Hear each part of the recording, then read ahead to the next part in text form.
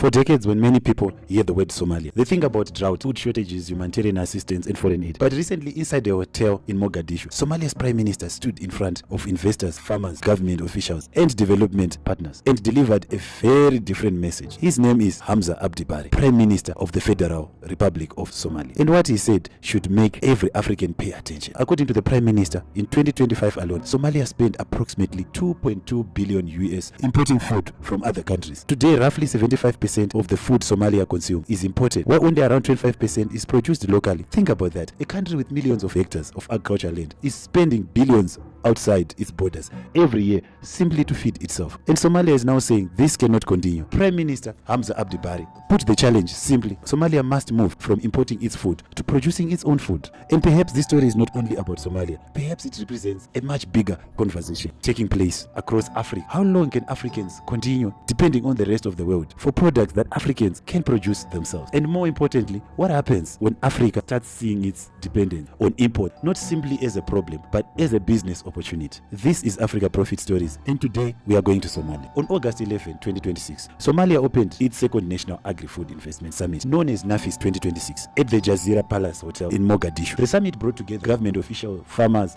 entrepreneurs, investors, development partners, and members of Somalia private sector. But Prime Minister Hamza Abdi Barre did not begin by pretending that everything was fine. He started with the problem. Somalia imports approximately 3/4 of the food its people consume. That means much of the food sitting on Somali tables has been grown somewhere else, processed somewhere else, transported from somewhere else, and ultimately paid for with Somali money. The Prime Minister urged that this is not simply a food security problem. It is an economic problem, because when Somalia spends billions importing food, that money leaves Somalia. Imagine what happens if even part of that food is produced locally. The money could instead pay Somali farmers. That farmer buys seeds, a transporter moves the produce, a processing company packages it, a shop sells it, workers receive salaries, those workers spend that money again. Suddenly, the same dollar that would have left Somalia begins circulating inside Somalia. That is the economic argument behind what the government is trying to do. And this is where the Somali story becomes much bigger. For many years, several African economies have found themselves depending heavily on imports: food, fuel, machinery, medicine, clothing, processed products. And during emergencies, many countries have also depended heavily on international humanitarian assistance. There's nothing wrong with countries trading with each other. No modern economy produces everything it consumes. And when people face famine, drought,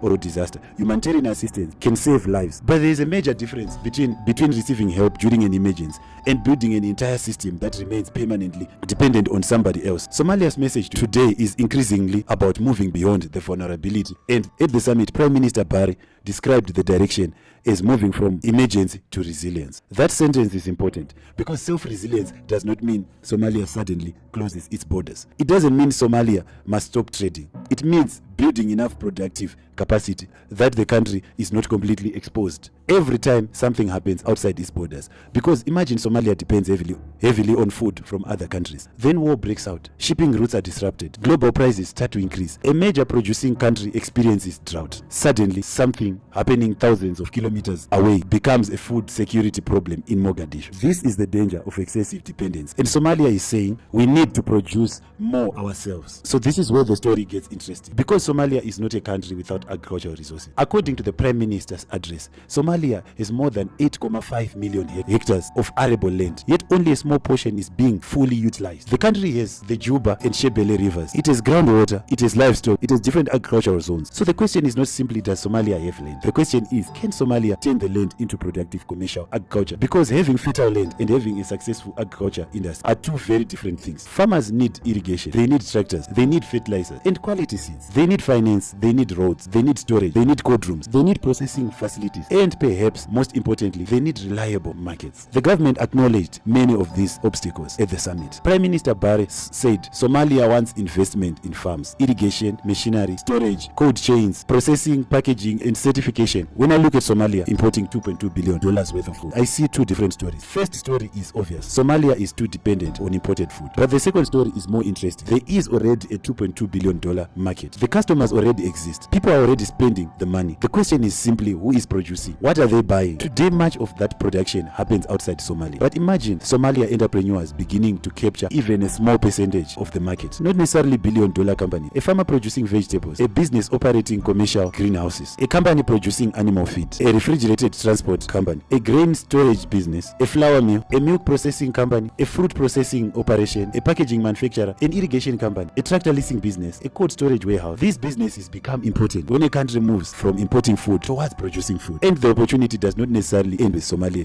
entrepreneurs. There's also an opportunity for African companies with experience in agriculture, irrigation, food processing, logistics, and manufacturing to partner with Somali businesses. This is what African economic integration should eventually look like. Not simply one African country replacing imports from Europe or Asia with imports from another African country, but Africans investing in productive capacity inside African economies.